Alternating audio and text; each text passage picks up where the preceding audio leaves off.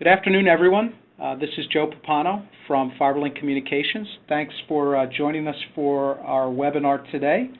The title of today's webinar is Putting Employee-Owned iPhones and iPads to Work. So the concept or the thought behind putting this webinar together is this is typically the kind of one of the top use cases for why companies are typically looking at deploying MDM solutions or evaluating MDM solutions. And so we thought we would talk a little bit about how companies can actually be responsible in terms of planning and deploying a bring your own device or an employee-owned device type of program at their company. And I've got Brian Christini today from our product management team. Hi, Brian. Thanks, Joe, and hello to everybody out there on the phone. And a couple ground rules first. The slides are actually already posted, and you should be getting a link in a second or two that'll have a link to them if you want to go get them before the webinar ends. We're going to try to keep it around 30 minutes. We may go over a little. We'll do Q&A at the end, so Brian and I will try to tackle as many things as we can at that point. And obviously, if you've got questions along the way, shoot them in via the Q&A panel or the chat panel, and then Brian and I will try to pick them off later. Last thing is that we will be running some polls today like we normally do, and hope that you can participate in those as well. So with that, let's just jump into kind of our agenda. And what we're really going to talk about today is this whole concept of bring your own device, employee-owned device, and what companies need to be aware of and need to be prepared to do in order to be successful at offering a bring-your-own-device program to their employees. So we're going to just start with kind of where are we today. So what are other companies doing? Typical question that people ask, and then the next question is almost always who's paying for it, which is one of the I'd say bigger concerns around bring your own device, as well as how do I make sure that this stuff is secure and I can manage it, which is really what Brian's going to dive into. We're going to talk quickly about what's driving the trends here. Do we really need to do this? I mean, if you're an IT guy, I'm sure you've got plenty to do already. And then, we'll kind of wrap the first part of the webinar up with what does all that mean to IT? What does IT need to be prepared for? At that point, Brian's going to jump in and talk about how you plan and implement a responsible bring-your-own-device program at your company. So, most of what we're going to talk about is going to be generic enough that it would apply to tablets, smartphones, iOS, Android, but we'd certainly be happy to take any specific iOS, Apple, or iOS, iPhone, or iPad question that you've got. We'll try to grab those at the end. And then Brian's going to really talk about how you do this. So, there's kind of some phases. It's like any other project or process. And he's kind of broken it down into assessing where you are, defining what you need to do, and the segments that you need to do it for, which is basically who needs to be mobilized and what needs to be mobilized for them. And then finally, how do you implement this type of program? So that's kind of the agenda for today. And we're going to start by kind of opening up our first polling question. And we'd like you all to kind of get back to us with an answer here. We're just asking what your company's policy towards employee-owned devices is today, right here, right now. And what the slide we've got up here is showing some results from research that Forrester conducted during the first quarter of 2011, North America and Europe, and fundamentally asking the same question. It's going to be interesting to see if the results for the folks here on the webinar vary that much from what Forrester had found. But I think the therefore here is that over half of the companies, according to this survey, support employee-owned devices in some way, shape, or form. Either they formally support it, or they'll support certain types, or they'll provide whatever support they can. Frankly, at this point, there's very few that either prohibit it outright or provide limited support. So our poll results are in. I'm going to share those with you right now. and let's just see how they compare to what others said. So supporting all devices, you know, a little bit off, but not much. Specific devices is almost the same, 9% versus 14%. I'll just use the North American figures. Limited support, a little bit higher. No support, we allow them but don't support them, about a quarter. Finally, no support, or we don't allow them, 29%, and then finally 3% not having a policy. So some places pretty close. Obviously, the one that sticks out there is the percentage of folks that don't allow personal devices. So it's kind of interesting that we got some difference there. But you know, that's great. So the next question that folks, you know, typically ask is who's paying for all this, and typically what they mean is the mobile data services. And this data is also from that same research that Forrester did, and at the companies they surveyed, about half pay for the mobile data services for employee-owned devices. About 35% or a third the employee pays, and then the remainder share it. So you know, I don't have a comment one way or the other on this data. Obviously, each company decides what's best for them and their employees. But you know, if you're trying to understand where the rest of the industry is, or the rest of the kind of the corporate world is, this is where they are, at least to the best of my ability to find that kind of information. And so we certainly wanted to share that with you. So let's kind of really get into kind of the heart of this. You know, does IT really need to do this? IT's got a lot to do. So, you know, my question to all of you, and probably the reason why so many folks signed up for our webinar today and attended, are that you are feeling the pressure. So this data is also from that same Forrester research. 40% of people in the U.S. have a smartphone today. Of that 40%, half of those are corporate-owned, and the other half are employee-owned. So half the folks have a device that they use for business, and half only use it for personal. Kind of my point here is that the reality is that 60% don't have one yet, and they certainly will someday. I don't think any of us would think that number is going to drop or stay steady. So some other reasons why I think IT really needs to acknowledge that this is something they need to consider for the 29% of you that kind of have taken the stance of not allowing them right now, is that you really need to, you know, increasingly the employees have access to better technology personally than what the corporation's providing. And so I think, you know, that's a real first in the world, right? Where, you know, typically you would go to work, you would have better computers, better software, better this, better that. But, you know, over the last couple of years, and especially with, you know, the rise of consumer-based mobile devices, that's really changed, right? Many of the employees have better smartphones in their pocket, better iPads or tablets sitting in their house than anything the corporation gives them. And so a lot of that has to do with just, you know, really the speed of adoption and the speed with which, you know, or the agility with which IT can actually figure out how to manage these things and get them out to their users while still staying safe and secure. But, you know, that's a trend to keep your eye on. Obviously, work's changing. Work's more mobile. It's more distributed. It's more collaborative. Right? I'm sure we all do more work from more places than we ever did before. I know I do. Obviously, there's a demographic trend here that's also playing into this. Younger employees, and especially your future employees, are already tech savvy. They're already mobile. They're already cloud-based. You know, and as I say here, they're living it right now. Right? I've got 3 teenagers. They live in the cloud. They're on their cell phones. They're on Twitter. They're on Facebook, and you know, that's how they're living their lives right now. 10 years from now, when they're in the workforce, this is absolutely what they're going to expect to find when they get there. So these are some of the reasons why I think IT needs to consider doing this.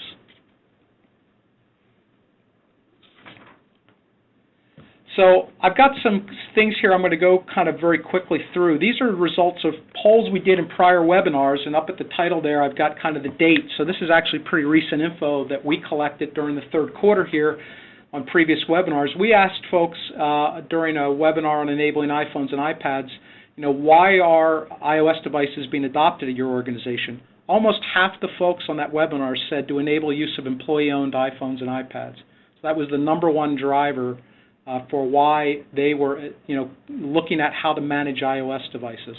So I think, that's just some more data that feeds into this.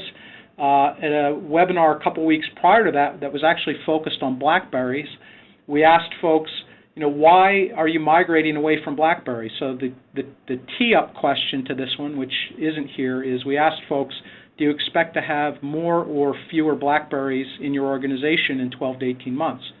Not surprisingly, 2/3 said fewer. So the follow-up question was, well, why? Why are you migrating away from them? It's clearly, the preferred way for, managing and deploying mobility and mobile devices in corporations today.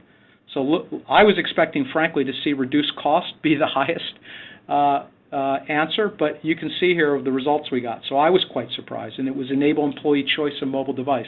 Doesn't necessarily mean employee-owned device, but frankly, once you're going to allow employee choice, you're going to see that it's not a very far step to get to employee-owned device, right? Because typically they're going to choose the same types of things for their professional life that they would choose from their personal life, right? So I thought those were some interesting stats to share with you. And, one thing I did want to say, or at least assert, this is my opinion, I do think the platform war is over. So I wrote a blog up on our corporate blog about a month ago when, in kind of 1 week, HP killed WebOS and Google bought Motorola.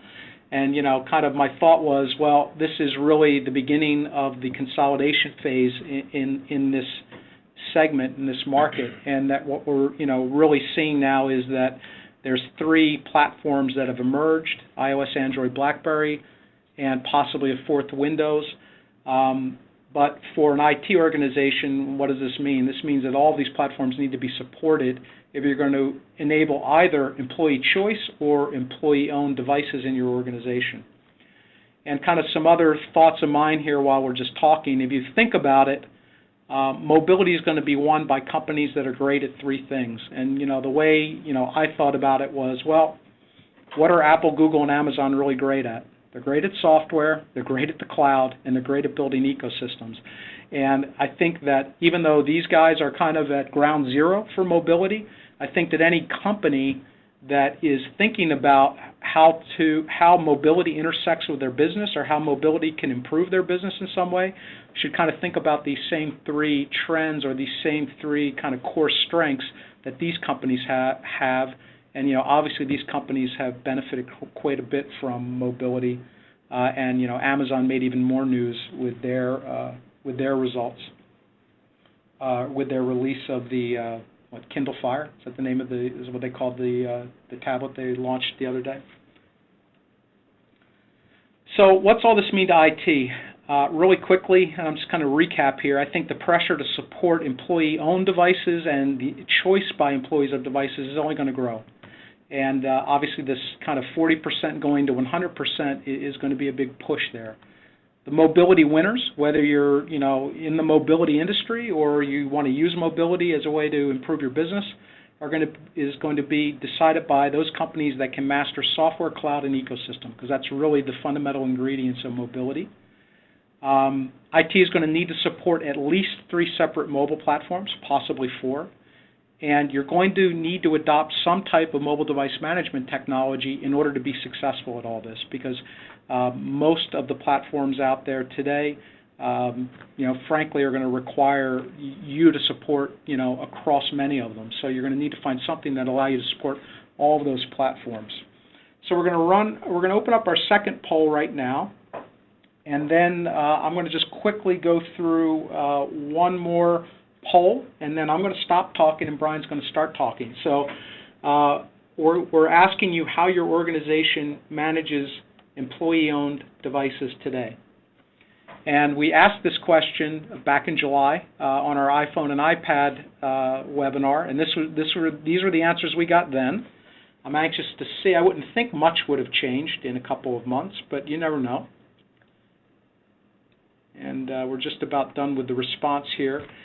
Frankly, I was surprised that half don't manage them at all, right? So that wasn't something I was expecting. But certainly, it probably, I guess, Brian, you and I would both say that we see that frequently, although I wouldn't have guessed that it would have been half the time. So I think we're just about ready here.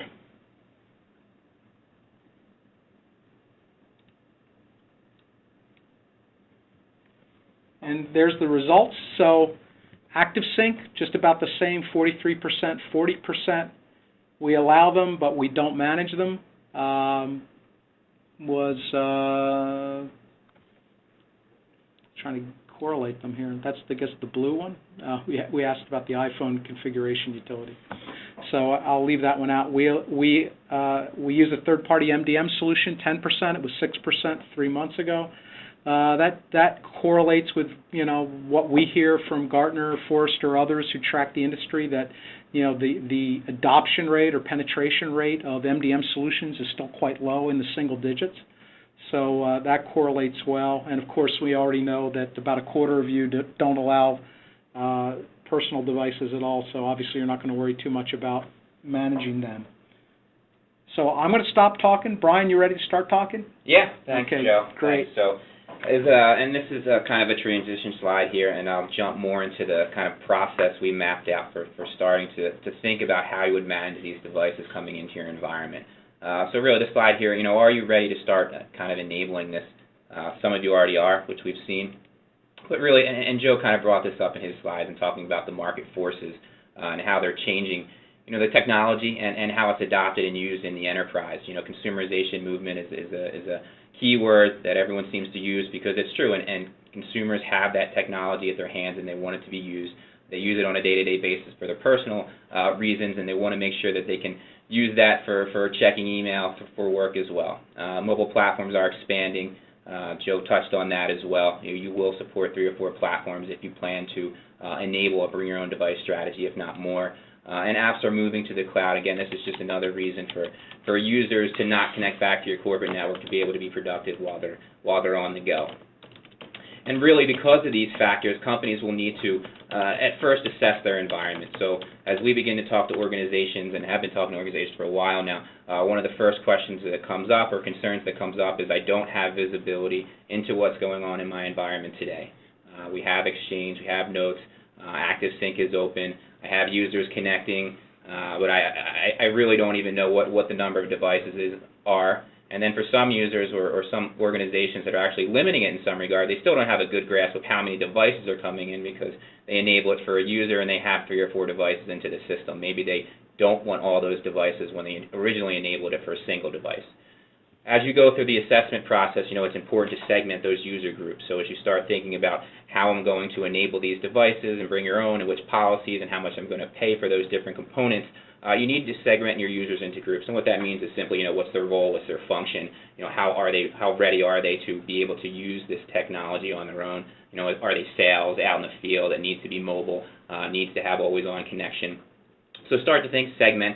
And the flexibility is going to need to be there as I get into the next section in terms of how you actually create policy and push down applications and do some of these other things. You'll be able to need to group those users based on those segments you created. And of course, as Joe mentioned, really to be able to take advantage of this, you do need to be able to create and set your own policies up front to allow those devices to come into your environment, make sure they're clear and concise, make sure you can take some of the actions I'll walk you through in a second here. And really to be able to do that, you're going to need to leverage MDM tools. For those of you who are using Exchange, and I'm assuming, or ActiveSync today across the different platforms to try to manage these devices, I'm sure you realize it is a cumbersome process and it doesn't give you the granularity needed to be able to manage these devices in the way that they're going to need to be able to actually mobilize your workforce, distribute applications, make them productive when they're on the road. Agreed. So really, and this is the breadth approach today, so we could probably spend a half an hour talking about each of these different cycles within the life cycle management of these devices, but really taking it from the context of in a bring your own device environment, how am I going to manage these different phases, and what do I need to think about?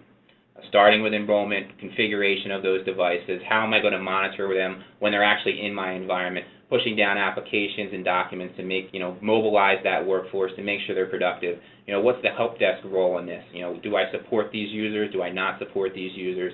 How do I help my users or the users that are out there make sure they understand their data limits and they're not coming back to me saying I went over but I was using it for business reasons, So proactively allow them to monitor their usage so that they can understand that they need to use Wi-Fi in cases where they're getting close to their limits. and then mobility intelligence, which I'll jump more into here. But that's really, after you get this program in place and you've made the jump, what am I going to do in 6 months? How am I going to assess my environment to make better decisions going forward on what we want to do? And realistically, as you begin to start this process, don't be afraid to have a test or pilot group to learn kind of network strains and all that that you're going to go through. What are your support processes going to be before you fully roll it out to your entire population? So the first piece here was device enrollment. And as I mentioned earlier, as you assess your environment, really you first need to do who is already enrolled. And not only who, but what is already enrolled. So again, multiple devices for single users is common today, where you see users have a smartphone, a laptop, and a tablet coming into a network and connecting to your email infrastructure. Get the supported OSs to the next level. And what I really mean by that is, again, Exchange ActiveSync is not enough to manage these devices in a granular fashion. You need to get them enrolled into an advanced or an MDM solution for those advanced controls that Apple and some of the other platforms make available to organizations to be able to provide that kind of mobilization of these pretty cool devices. Make it quick and easy regardless of platform. So as you get users enrolled to the platform, you need to make it quick and easy. You want it to be a couple-minute process. Most of the leading MDM vendors do that today, where users can be up and running and enrolled in 2 minutes. Now, a key part of that and what you need to make sure to leverage is have the users accept policy or terms to enroll as part of that enrollment process. So, what happens if a device is lost or stolen? What happens when an employee leaves the organization? Make sure that's included, and the user has to accept that if I lose my device or if I'm terminated or decide to go somewhere else, there are actions that will be taken on my device. Now, there's some tools you can leverage, which we'll jump into in a couple of slides here, about different ways you can potentially wipe a device or take action on a device based on the different circumstances that may come up. But the key point here is make sure your users are aware of those policies you created for them to be enrolled into this program. And a key point here as well is make sure that there's at least a default policy on these devices as you enroll them. So make sure that they have the passcode policy there. And as you begin to segment your users and put them in different groups, then you need to get more granular in policy. You can add those additional ones on. But make sure there's at least a default policy set to make sure that that data on the device, there's a password before a user can actually get to it. So once your devices are enrolled, you want to make sure you're configuring those devices, and that's more than just putting security policies on the device. That really is the baseline, and you do need to make sure that the passcode is enforced and that these iOS devices, the encryption is enabled on the device, and you can report back on that.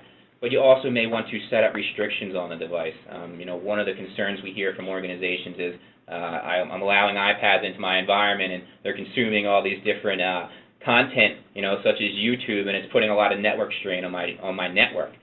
So maybe you want to restrict some of these applications while they're in the corporate office. So there's some contextual stuff there that are coming around from policies as well, but make sure you have the ability to be able to restrict some of these simple device features based on your network. I guess, Brian, what you're kind of hitting on here with your kind of points on security policies is that really the focus here is really on protecting the data, right? Whether it's in transit or whether it's at rest on the device somehow, where you want to make sure you've got some ability to either prevent it from getting on the device or encrypting it if it's there. Yeah, I mean, there's definitely a cost benefit for the user purchasing the device, but it's never really about the device. It is about the data on the device. So those security policies are a key component to make sure that you can deliver over the air to your devices, regardless if they're corporate-owned or employee-owned.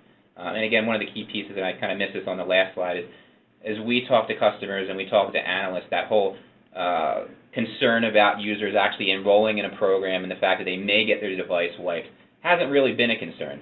Users, for the most part, to get that data on their devices are willing to actually be enrolled into an MDM program in order to take advantage of getting email, being able to connect to corporate resources when they're not in the office. So that hasn't been the concern that some organizations have thought may be a concern as they roll out MDM solutions. So I think that just points to just how, I don't want to say desperately, but how much users would prefer the device of their choice, which obviously if it's their personal device is the device of their choice, to do their work on, right? Because folks have been asking kind of during the presentation here, about how do you help sell this to management. I think that is certainly one way you can kind of help sell that to management. If people are willing to kind of accept the fact that my kids' pictures are going to get wiped off this thing, and music and other things, and granted, that stuff can probably easily be restored in most cases, I think, still points to the fact that, people really want to use that device if they're willing to agree to that. Yeah, no, it's a great point. So over-the-air configuration, and just to tie this off here, not only is it setting up security policies and putting, restrictions on the device that may be applicable for the different segments you set up, but you also want to be able to centrally manage certain profile configuration as well. So a big part of the MDM solution is not only doing that security piece, it's also being able to set up your corporate email profile. So again, it's not something that someone from the IT department knows how to get it set up, or someone who's more advanced knows how to set up on their device on their own. You're actually centrally managing and pushing those configurations out to the device as part of policy. And then you get into the security management I'll talk into in a minute, then take those profiles away as you need to. And really, you need to make sure that this is because you are segmenting these users, and now you will probably have not only corporate-owned devices, but those employee-owned devices. You can segment these policies across the different groups, across the different OSs, devices, or users. So it needs to be flexible to be able to manage those different segments in your environment. So devices are enrolled. You've set up a baseline policy to be able to manage these devices. Now they're in your network, and you want to make sure that they are staying up to status quo on those policies configurations that you made available to them. So making sure the passcode is up to date. So needing a tool that's going to be able to monitor that device in real time to allow it to make sure that it's in compliance before it connects back to your network. And then, of course, there's kind of device and user status of the device. What happens if the device is lost or stolen? And in those cases, what we're seeing is best practice, and again, should be part of the policy consideration. If it is lost, you'll want to do that full wipe. Now, there's steps you can take before doing that wipe, such as, geolocate the device, see if I can find it. Let the user go back and find the device first, which again, many of the leading tools have. Just remotely lock the device, make sure it's locked so the user has that opportunity to get the device, because a lost or stolen device will end up being wiped if it's not retrieved within a certain amount of time. And again, you can set up back-end policies that if it doesn't talk back to the system within a certain amount of time, make sure that device is wiped, because sometimes people won't tell you they've lost or stolen a device, and you want to make sure that if it's not communicating with you, that it is not connected to you. And it brings up the great point, and a true component of bring your own devices is really this selective wipe concept, which is what happens should an employee leave or be terminated and move on to a different role. They have their personally owned device, which, as Joe mentioned, has, their kids' first birthday pictures on there, grandma pictures on there, or their own contacts on there. They want to keep that information when they go. So the concept of a selective wipe is, I want to pull away those profiles, those configurations that I, as the organization, laid down on the device for that device to connect back to corporate resources, but I don't want to remove the pictures of my son's first birthday party. So having that capability is really critical in terms of the bring your own device strategy, and having your users actually accept those agreement terms to be able to get access. It's my personal device. I want to keep this information on here. If I leave, you can take away what's yours, but let me keep what's mine. And again, jailbroken or rooted devices, should those devices come into my environment, have automated rules to be able to block access to those because they are not accepted because of the malware concerns and other concerns they bring with them. And you mentioned earlier, and the poll kind of bore this out, lots of folks on the webinar today are using Exchange or Notes and Notes Traveler, or essentially using the ActiveSync protocol to manage, a big chunk of their, probably anything that's not BlackBerry, probably in essence, right? And, these are things that, frankly, are difficult to do with Exchange ActiveSync. So you can obviously do a wipe, but that's kind of a very intrusive action on a personal device especially. Selective wipe or detecting whether something's jailbroken or rooted are just not things that intrinsically that platform as an MDM platform can do for you. So if you're really serious about having a comprehensive and effective bring your own device program, you really need to find systems that will let you do these types of things, because they're kind of components that have to be there. No, that's a great point. And just again, closing this slide out, application status, being able to manage the applications that may reside on the device. Is a file sharing software such as Dropbox installed? If so, take an action on the device in an automated fashion. If the enterprise application that you've developed is not there, again, taking action on the device. So be able to have some flexibility around that and automate some of those known scenarios where I don't care as long as, if it's an iOS device, as long as it's greater than a 3G device, because they don't support, native file encryption on the device. Yeah, so there's a question that came in, Brian, about monitoring and blocking based on all old OS versions, and I mean that's certainly something we think is a best practice, and is something that our platform does support, where you can enforce rules based on the version of the OS that's running on the mobile device, and getting your end users to upgrade is certainly important when the platform vendor releases a new upgrade, right? Like we're all anticipating our iOS 5 upgrades next week. Yeah, it's very important, and iOS 4 is definitely the minimum requirement there in terms of a minimum version to allow into your environment and be able to take advantage of some of the advanced functionality that they've baked in. So with iOS 4, Apple has basically made available a framework for you to be able to manage these devices in a more granular fashion. So that should be a minimum requirement for those devices, which of course you should be able to set as part of policy before you allow them into your network. So I hit on the next piece here, application and doc management. And this is really about mobilizing your employees to be productive when they're out in the workforce. So whether it be applications you're developing in your environment to talk back to your systems, to have more real-time data, to be able to be more proactive in that regard, or just users taking advantage of applications that are already on the iOS App Store, such as WebEx, to be able to take a meeting on the road, or a Concur, some of the other expense management tools that are out there, so users can fill out expense reports through their smartphone device and keep them productive rather than having to do it in front of their traditional laptop. Being able to push out documents, so video files, PowerPoints, your policies. Have your policies up to date on those devices, so if a user needs to reference that, they can simply do that. And some of the MDM tools out there, the best, allow you to push and manage and pull those components away should they need to. And then there's really the compliance piece, which I touched on earlier, which is have the flexibility to be able to, manage which applications are actually on the device, whether they be whitelist, which probably doesn't fly in a bring your own device environment, something more like a required list where you don't really care what the user downloads because it is their own personal device, but I want to make sure that the enterprise applications are on there, any antivirus software is on that device in order for it to connect back to our systems. So more of a required application compliance approach.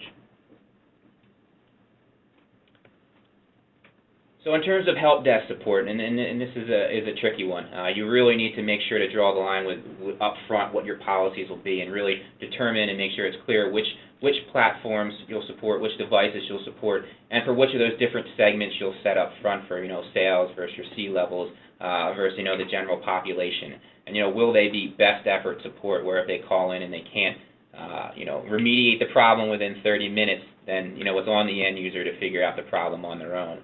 Another common thing we're seeing from a support perspective is what we'll call support forums or communities, where actually a company is creating a blog where their own user population can write on their issues they're having, and other users can actually respond to that with how they remediated in the past. So almost have a community where it's self-policed and self-managed, where IT doesn't need to get involved in order to solve some of these problems. And of course, another one is enabling self-service support. So, and the example here is 2 a.m. and I forgot my passcode. So as part of an MDM solution or that solution you look into, you should, and to really offload some of them IT support concerns, have your end users have the ability to log into their own portal where they can manage their own devices, reset a passcode at night, potentially locate their device if it's lost, and go even as far as, wipe that device if they need to. So it's 2 a.m., where's my iPhone? Where's my iOS 5 device that's leaked out somewhere? Yeah. And of course, managed service, some organizations don't want to take this on, so there are managed service providers out there that can help you, from start to finish, end user support, kind of wrap this in a service agreement to take care of some of the help desk support questions that may come up from your users that you don't want to tackle. And that's a something that seems to be really getting traction. I mean, we've got a couple of partners that are actively providing MDM as a managed service including Tier 1 help desk for the end user, literally all the way out to the carrier, meaning I'm having trouble making a call on. It seems to be an area that is proving to be pretty popular right now, and I honestly think part of it just has to do with how complex mobility can be, to your point here, and that it is very different than traditional IT, although certainly not to the point where IT could not do it, but some IT organizations are just saying, not right now. Yeah, and because it is the user's personal device, organizations we're speaking with a lot of times saying help desk calls are going down in general because they're using it for their own time, for their own applications, to do their own things, and then now they're just taking advantage of an application, which is email on the device or connecting to their own application. So they know how to troubleshoot the problems that they run into frequently. Right, rather than needing to call in or have a separate device that they don't really know to be able to figure out those problems. So in a lot of cases, that's actually helping, reduce, the help desk calls because the user is very familiar with the device. So the next step here is wireless expense management, and this is really, just helping end users help themselves, giving them a way to be able to track usage on the device, be alerted of thresholds so they can be aware of their data limits, and as they get close to them, maybe use Wi-Fi networks. And again, this can help solve some of the problems of a user wanting to be reimbursed when they went over their data plan, should that come up. Again, tracking this from a reporting standpoint and trending as well for your own needs, and of course proactively managing that across your corporate-owned devices as well for best practice, and again, for cost reduction there. If you give your employees the tools to monitor their data limits and put the thresholds in place, they should use the technologies to offload that traffic so they don't go over their data limits. And that's kind of a great capability to have, because that's typically one of the first concerns companies have about enabling employee-owned devices is, okay, what if the employee blows through their data plan and then submits a expense for God knows what, because they used their smartphone as a Wi-Fi hotspot all weekend when they were away somewhere where they couldn't get internet access. Yeah, that's correct. So keeping them informed and helping them make the right decision. So mobility intelligence, and again, this is, you've been doing this for 6 months, you've enabled the program. What's my environment look like as I get through my test phase and I want to roll out to the larger population to have everyone bring your own device? And, what was my network strain? What is my employee versus corporate-owned devices? What is the real breakdown of the different manufacturers and OSs in my environment when I open up to the public? How many tablets are there versus smartphones? How much data is actually being used? What applications are being used?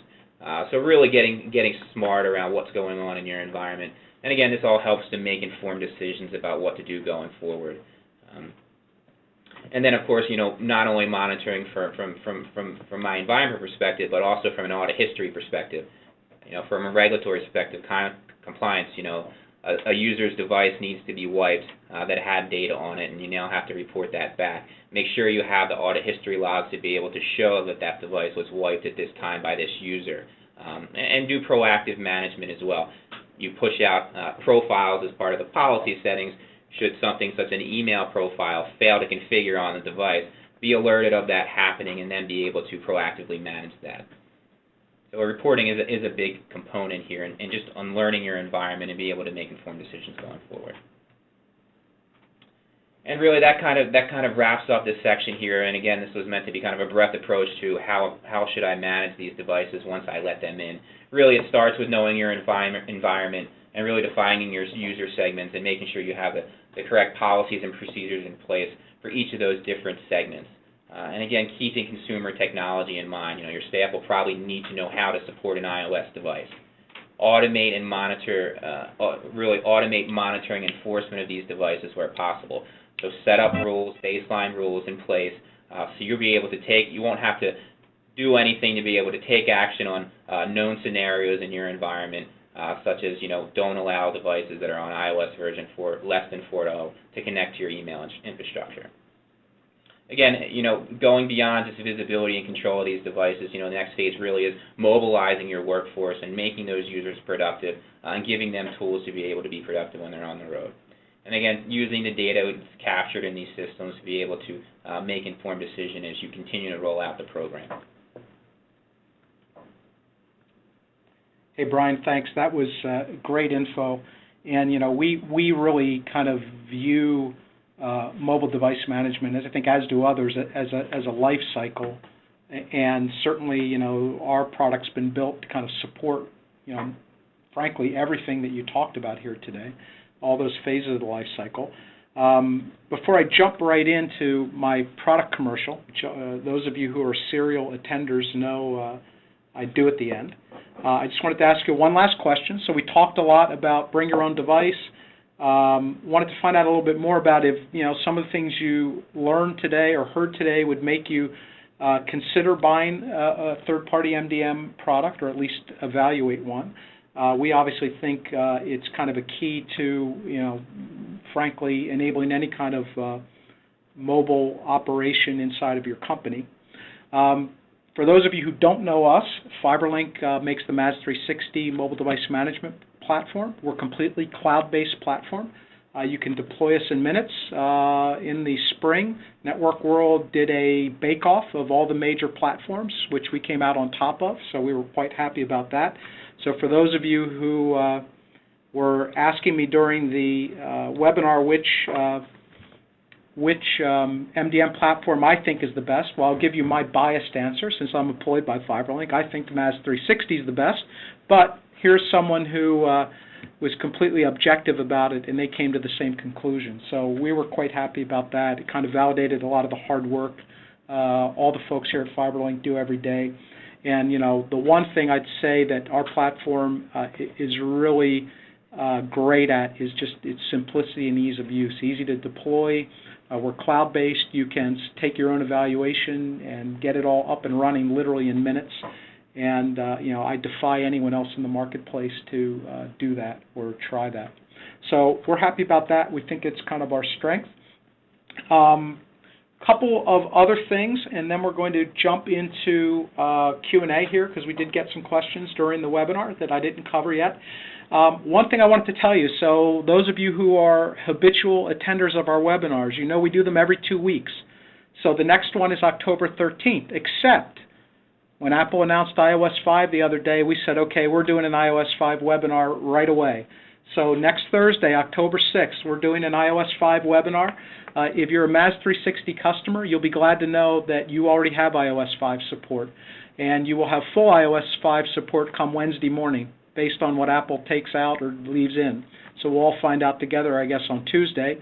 But we're going to talk about iOS 5, what's new. We're going to talk about what that means to the enterprise, especially the new functions with iCloud. You should have just gotten a link that you could click on and go register for that webinar. So Josh Lambert from our product management team, who's also our kind of top Apple guy, is going to be presenting that. So I think if you want to know more about iOS 5, please attend that one. Our next regular one is going to be on October 13th, which we're going to do with EchoWorks, a partner of ours who provides encryption security products for mobile devices, data encryption, data security products. We got a couple questions about data containerization during the talk. So we would also ask you if you're interested to learn more about how to protect data on mobile devices, especially if you're interested in data containerization, to attend the webinar on October 13th, learn more about it. If you got questions, we'll have folks from EchoWorks on the webinar, and you can certainly ask them questions about their product. So we look forward to that. If you're wondering about how to get an iPhone or an iPad connected to your corporate resources in a safe way, responsible way, we did a webinar about a month ago, enabling iPhones and iPads in the enterprise. If you go to our Master Center or our corporate website and go to the Master Center and go to our recorded webinars, you'll see that. So we talk about how to enable an iPhone via ActiveSync, as that's typically where most companies start. So if you're interested in that or came for that specific information, we've already got it up there. Go watch the recording, walks you through the process, tells you what to watch out for, be careful of. And while you're up there, I'm sure you'll find lots of other great content. So we've got lots of folks here that share their knowledge and thoughts at the Master Center, customers, partners, experts in the industry. So it's a great place to just go and learn. So that's kind of it for the wrap-up part of this.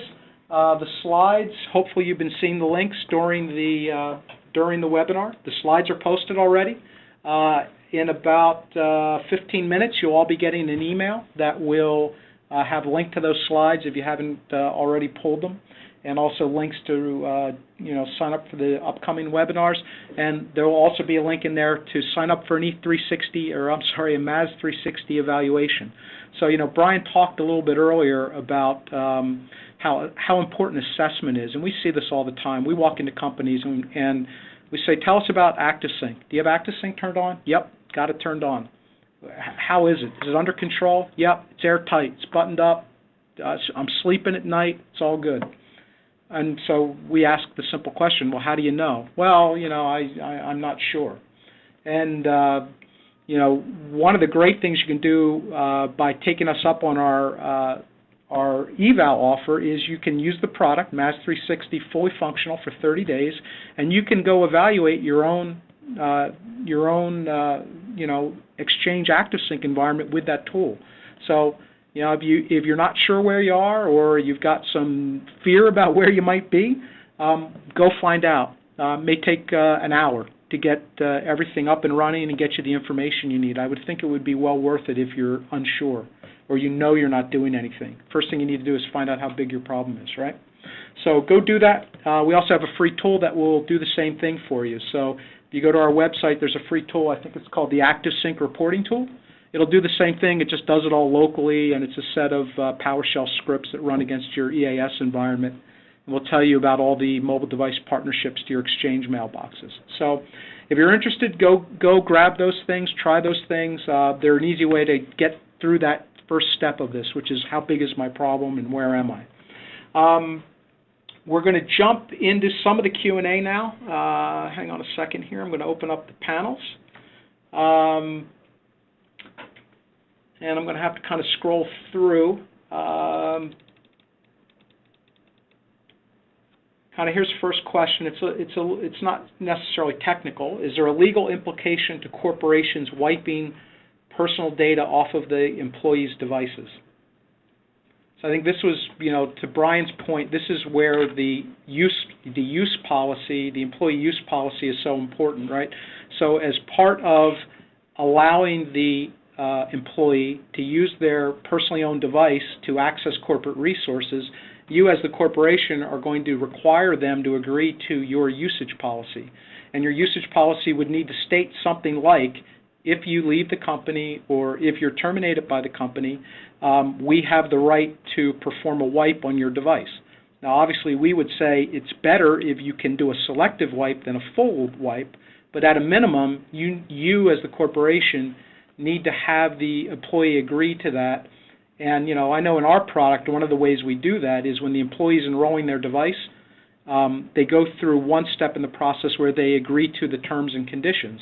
And we provide a capability for companies to upload their own terms and conditions so that when the user's clicking through as part of the process of enrolling the device, they're also accepting your terms and conditions, where you should document the fact that if you click and say, I accept, then we have the right to selectively wipe or do a full wipe on your device.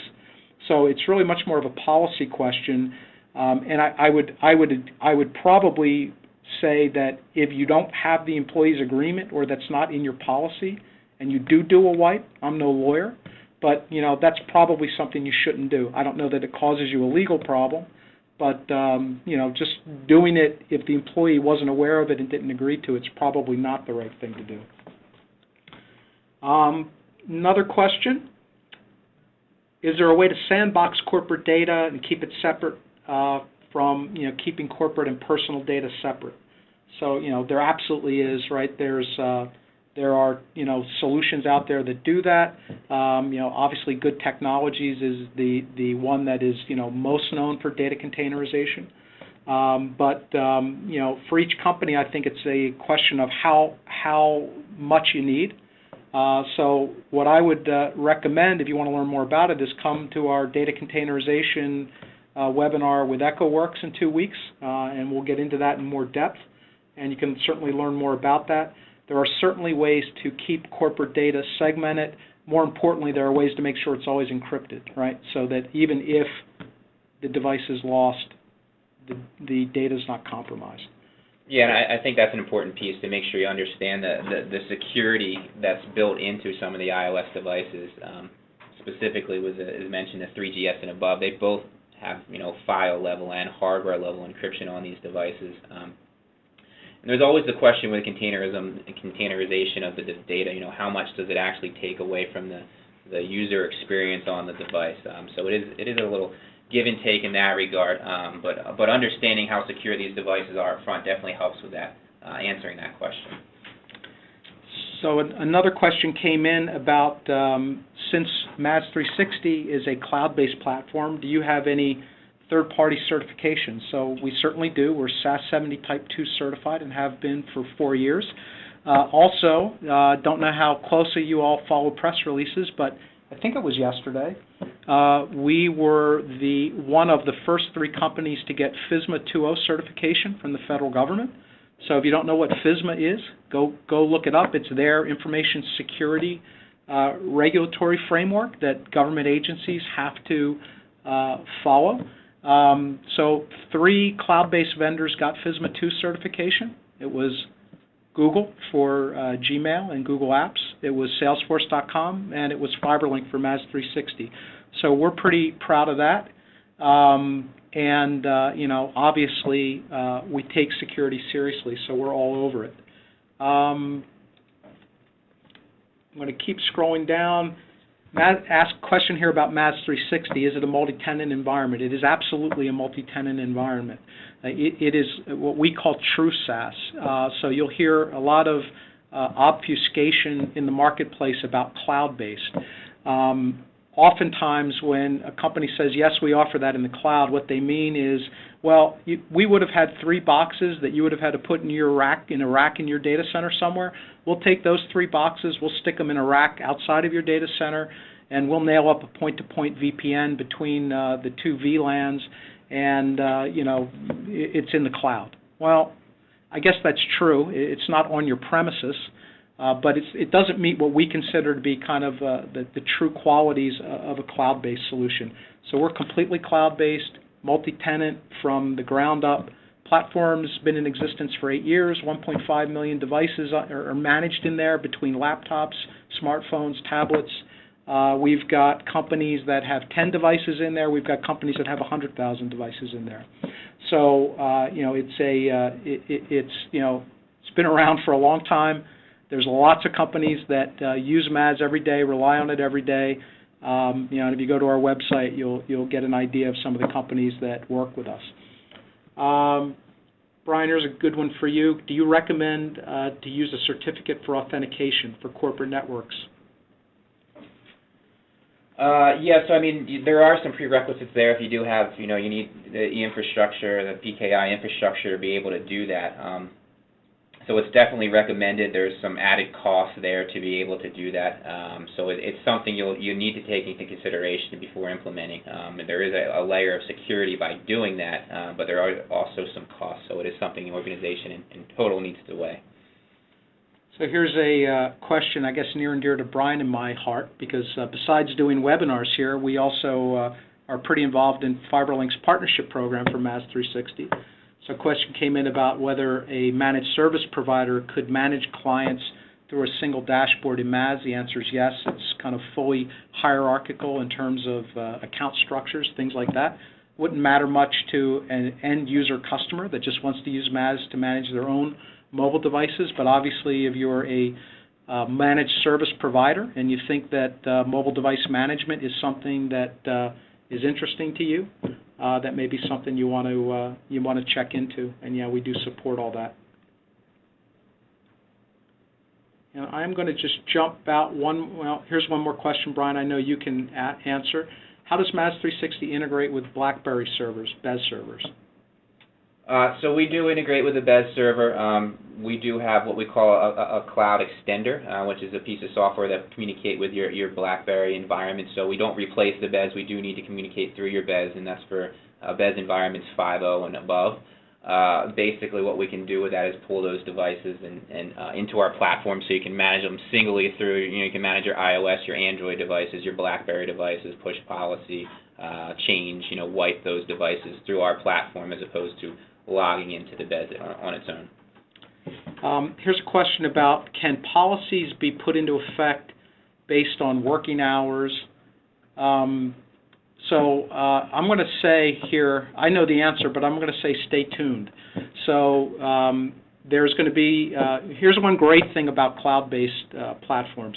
We can change them really quickly, and we can add new features really quickly. So I told you we're going to have iOS 5 support next Wednesday morning. So when that first guy of yours who stayed up all night and got his iOS 5 update walks in the office, he'll be ready to roll. You'll be ready to set iOS 5 specific policies for him. That's a great advantage of the cloud. The other thing here that I think you want to will be coming, because we release software every 3 weeks. We're adding new features to the platform. We're doing a lot of work around having location-based policies and things like time-of-day-based policies. So that stuff is certainly a need we hear about out in the marketplace, and we acknowledge that. So people are hitting me with questions right now.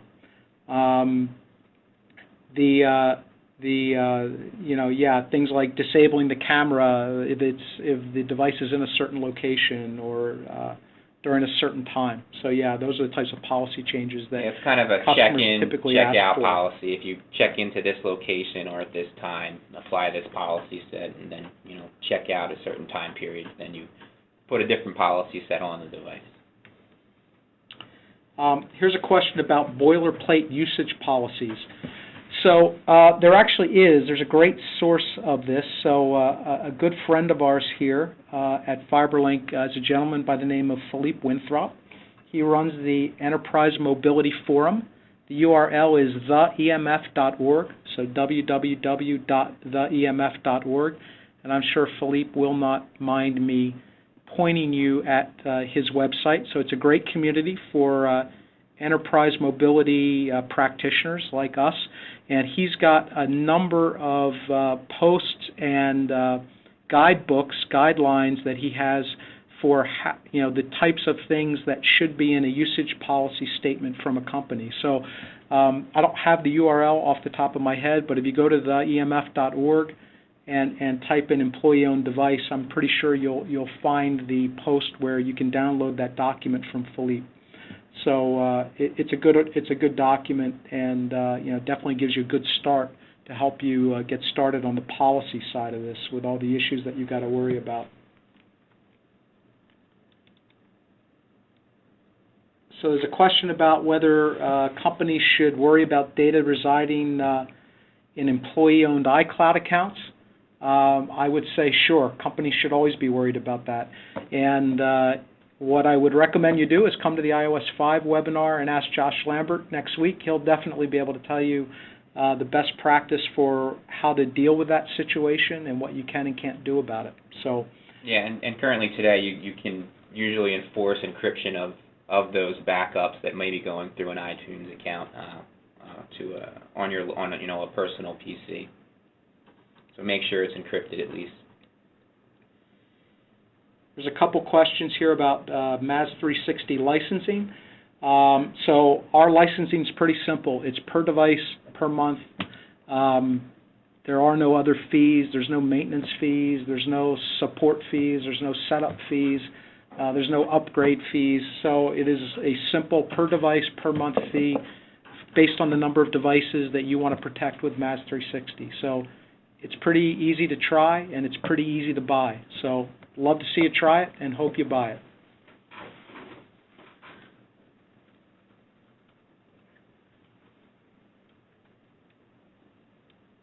Do we have an app to manage devices?